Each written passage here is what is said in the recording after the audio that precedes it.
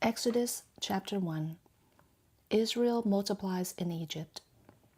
Now these are the names of the sons of Israel who came to Egypt with Jacob.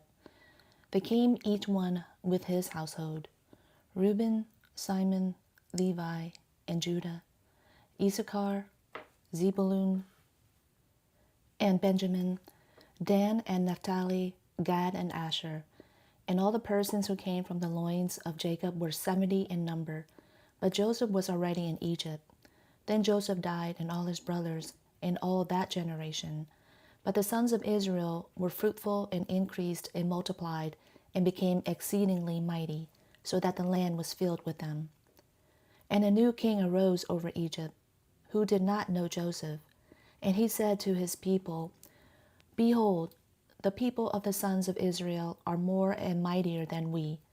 Come, let us deal wisely with them, lest they multiply, and it be in the event of war, that they also join themselves to those who hate us and fight against us, and go up from the land." So they appointed taskmasters over them to afflict them with hard labors. And they built for Pharaoh storage cities, Pithom and Rameses. But the more they afflicted them, the more they multiplied, and the more they spread out, so that they were in dread of the sons of Israel. So the Egyptians brutally compelled the sons of Israel to slave labor.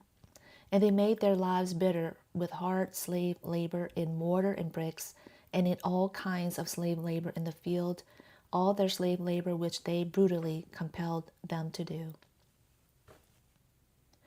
Then the king of Egypt spoke to the Hebrew midwives, one of whom was named Shiphrah, and the other was named Puah. And he said, "When you are helping the Hebrew women to give birth and see them upon the birth stool, if it is a son, then you shall put him to death. But if it is a daughter, then she shall live." But the midwives feared God and did not do as the king of Egypt had spoken to them, but let the boys live. So the king of Egypt called for the midwives and said to them, "Why have you done this thing and let the boys live?" Then the midwives said to Pharaoh, "Because the Hebrew women are not as the Egyptian women, for they are vigorous and give birth before the midwife can come to them." So God was good to the midwives, and the people multiplied and became very mighty. Now it happened that because the midwives feared God, he made households for them. And Pharaoh commanded all his people, saying, "Every son who is born you are to cast into the Nile, and every daughter you are to keep alive."